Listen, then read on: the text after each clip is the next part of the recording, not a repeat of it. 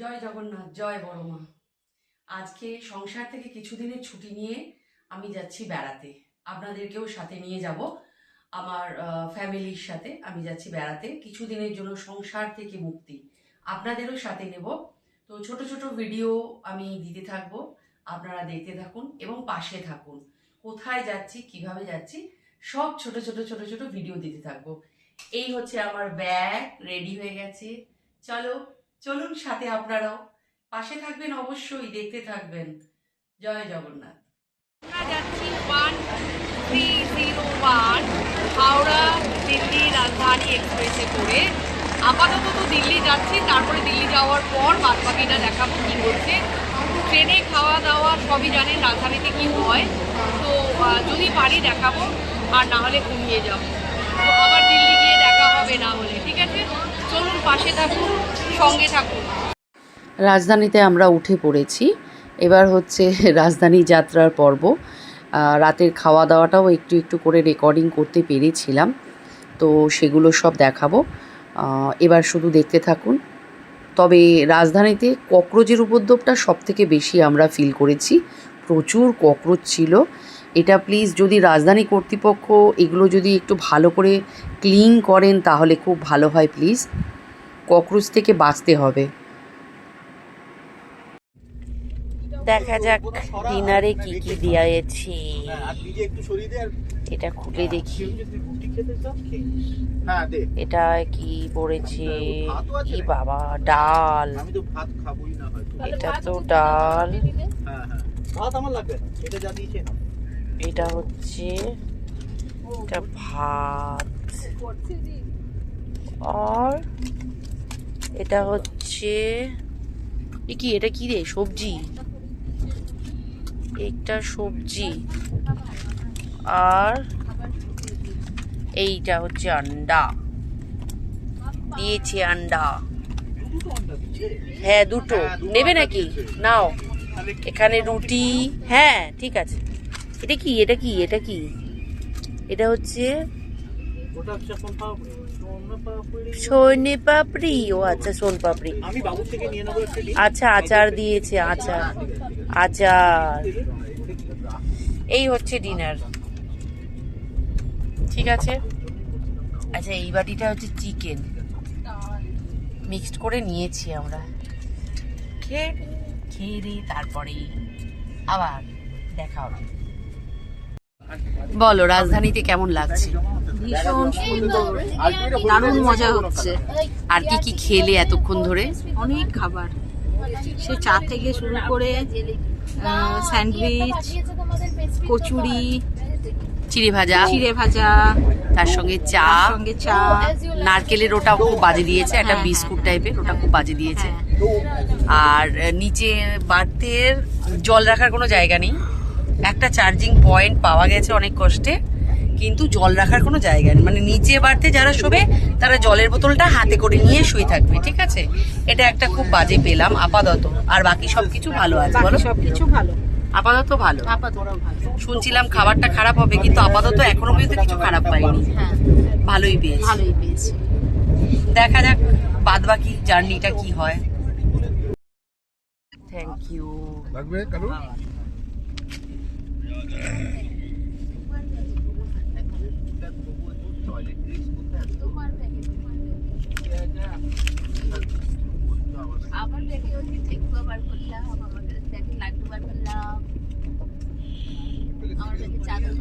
এইরকম কুয়াশা হলে ট্রেনের ড্রাইভারদেরকে স্যালুট যে চালাচ্ছে ট্রেনটা, বলো। আমি তো ভাবছি কি করে দেখছে। মানে it's a huge and humongous task for them যে এত মানে হেভি ফগের মধ্যে ওরা গাড়ি চালিয়ে সিরিয়াসলি।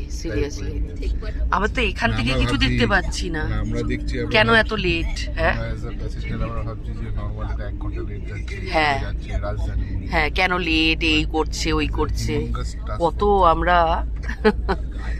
মানে দোষ ত্রুটি দেখছি। কিন্তু এই যে কুয়াশাটার মধ্যে সম্ভব কিছু দেখা? তাও তো ট্রেনটা জোরেই চলছে।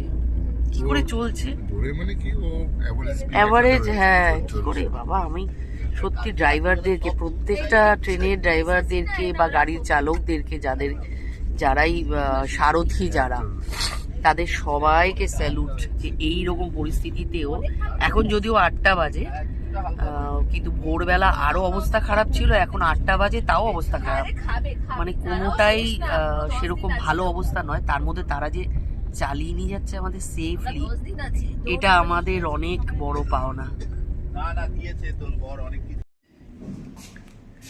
আমরা এখন দিল্লি পৌঁছে গেছি।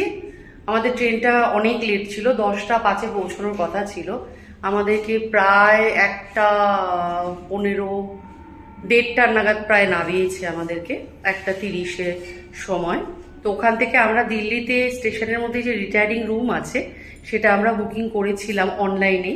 তো আমরা এখন সেই রিটায়ারিং রুমে এসে উঠেছি। খানিকক্ষণ এখান থেকে ফ্রেশ হব, হয়ে আমাদের 6টার সময়, মানে যে ট্রেনটা শতাব্দী ধরবো চণ্ডীগড় যাওয়ার জন্য, তো সেই ট্রেনটা এখন লেট হয়ে 5টার ট্রেনটা এখন 6টার সময় দেবে।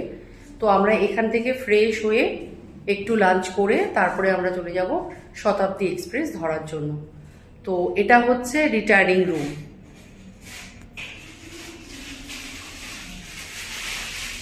মোটামুটি পরিষ্কার পরিচ্ছন্ন, ভালো, খারাপ কিচ্ছু নেই, মোটামুটি পরিষ্কার। আর এটা হচ্ছে বেড।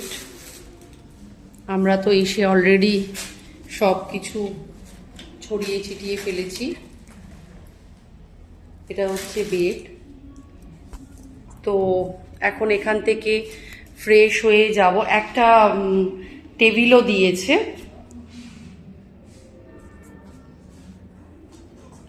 এই হচ্ছে একটা টেবিল, টি টেবিল। এখানে আছে চেয়ার, এখানে একটা কাবার্ড আছে, মানে আলমারি জামা কাপড় রাখার জন্য।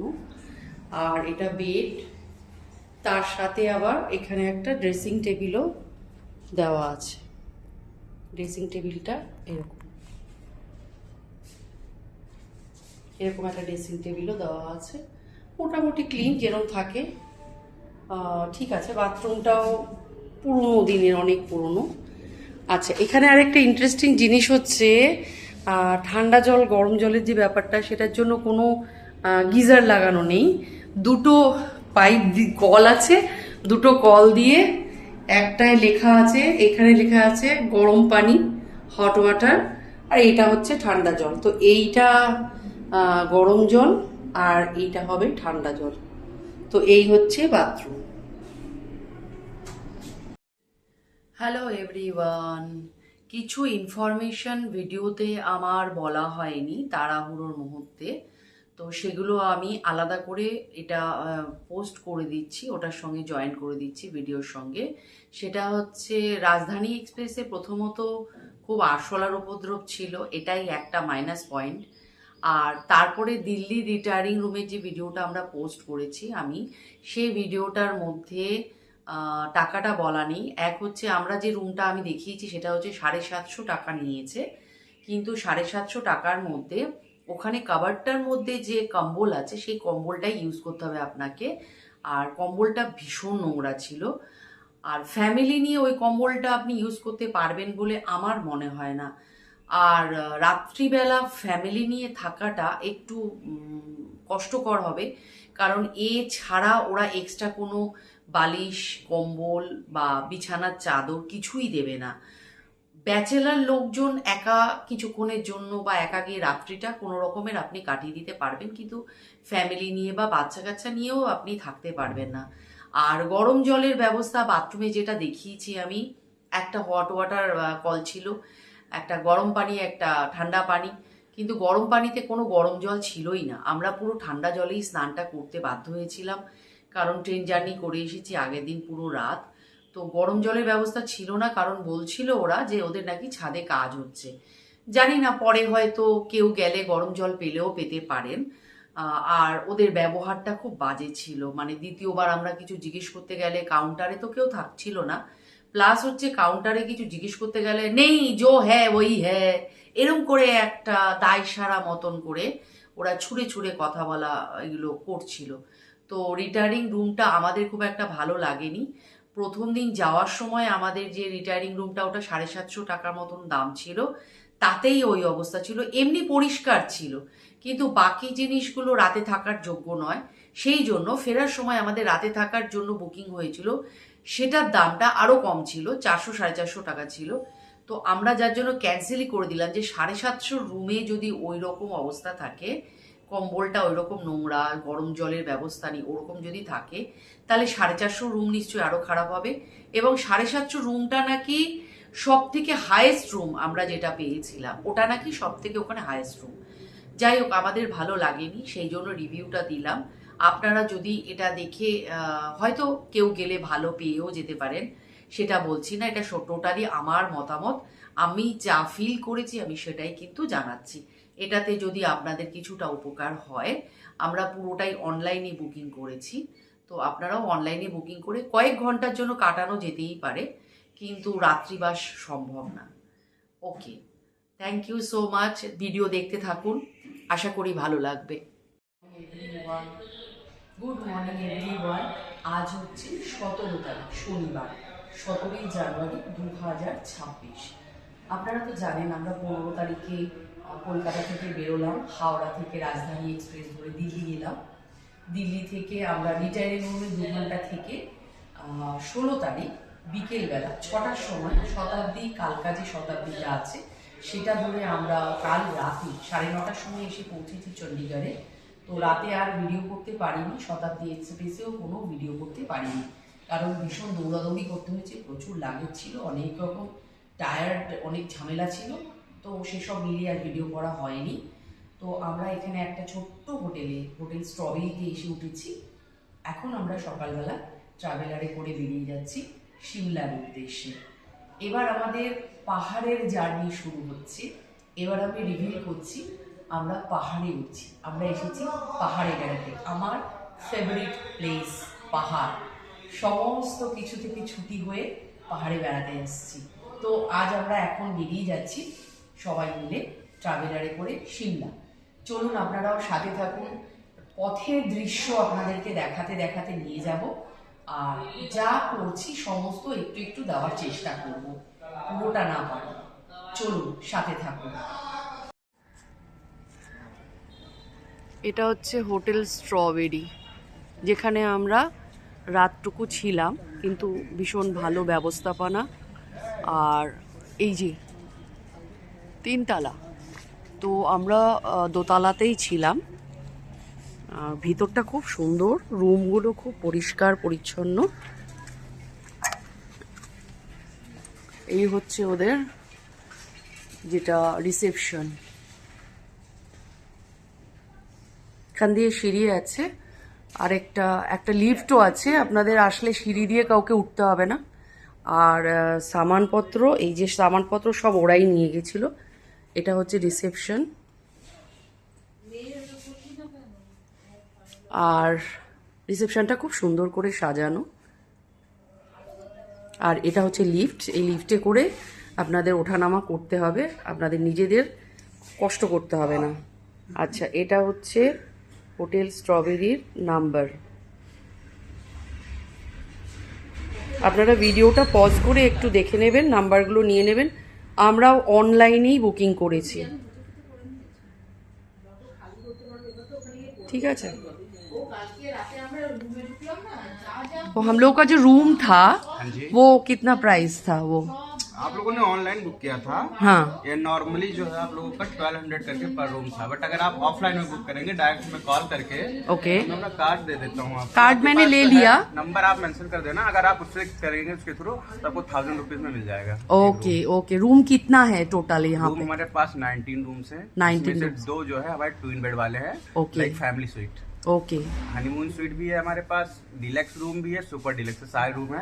और अगर किसी को इससे ज्यादा भी रूम चाहिए रहेगा, लाइक 40 50 60 कमरे, तो वो भी हमारे पास है। हमारी प्रॉपर्टी अगल बगल में ही है, बगल में 3-4 प्रॉपर्टी बगल में भी है, वहाँ पे भी हो जाएगा। ओके। सारी प्रॉपर्टी हमारी 3 स्टार की है, 3 स्टार सारी की की है, सारी। लेकिन बहुत अच्छा था, सर्विस भी बहुत अच्छा था। ओके जी, ठीक है, थैंक यू। এবার আমরা চণ্ডীগড় থেকে যাত্রা শুরু করে দিলাম সিমলার উদ্দেশ্যে। আমরা প্রথমে সিমলা যাব, পথে আমরা একটু ব্রেকফাস্ট করব। তো আমরা ইচ্ছে আছে পাহাড়ের উপরে উঠেই ব্রেকফাস্টটা করব। আর সেই জন্য আমরা সবাই একটা ট্রাভেলারে করে আনন্দ করতে করতে সিমলার উদ্দেশ্যে, পাহাড়ের উদ্দেশ্যে রওনা দিয়েছি, যাত্রা শুরু করেছি।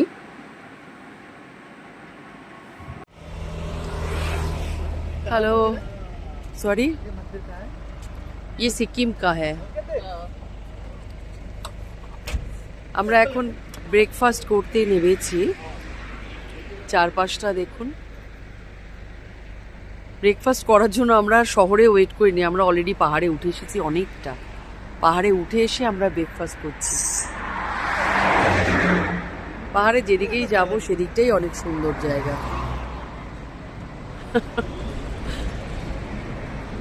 চলুন ব্রেকফাস্ট করিনি, তারপরে আবার ফেরত আসছি। আলুর পরোটা খাবো, আলুর পরোটা।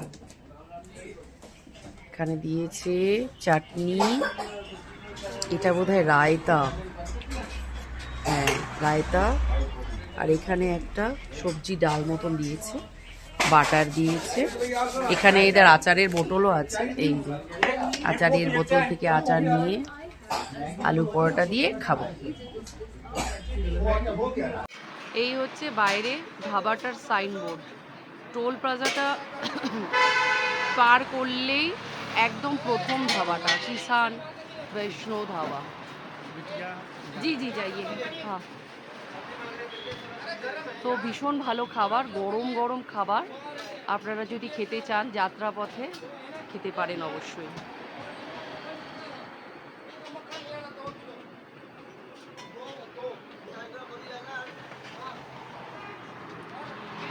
আচ্ছা, আমরা যেখানে আলু পরোটা খেলাম সিমলা যাওয়ার পথে, এটা হচ্ছে এদের কিচেন। আমি কিচেনে ঢুকছি। এক দাদা এখানে, বাঙালি দাদা, জলপাইগুড়িতে থাকে। তো ওনার সঙ্গে আলাপ হয়ে উনি আমাদের খুব সুন্দর করে যত্ন করে পরোটা খাইয়েছেন। আপনার নামটা বলুন। রাজু, কেমন লাগলো পরোটা? খুব সুন্দর লেগেছে পরোটা। জলপাইগুড়ি বাড়ি আমার। তোমার যখন হিমাচল পরে সিমলাতে আসবা, এই যে সোনাবাড়া টোল পার করেই প্রথমে আমার ধাবা পড়বে কিষান বৈষ্ণব ধাবা। ঠিক আছে, সবাই এখানে শুনছো। পরোটা, বাঙালি ধাবা আছে, পরোটা, ডাল, রুটি, সবজি, ভাত, আলু ভাজা, ডিম ভাজা, যা কিছু লাগে সব কিছু। আর চাটা বলুন, চাটা দারুণ খেয়েছি। আর যে মাংস, তোমার যদি ননভেজ খাইতে থাকো, মনে করো যদি ননভেজ খাও, ননভেজের ধাবা উপরে আছে। ননভেজের ধাবাটা এই ওপরে, আর এটা হচ্ছে পুরো নিচে ভেজ ধাবা। কিন্তু ভেজটা এত ভালো খেয়েছি যে বোঝা যায়নি, আর ননভেজের ইচ্ছে করে। খুব সুন্দর। Thank you, thank you. ভালো লাগে শেয়ার, লাইক, কমেন্ট মারো। একদম একদম একদম, বেশি বেশি করে ভাইরাল করো।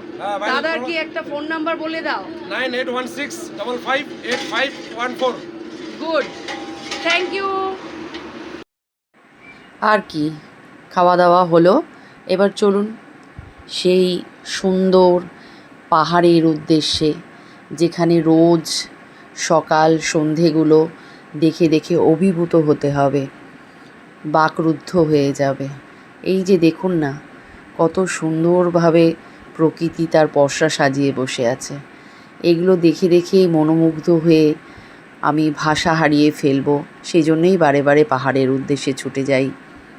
চলুন।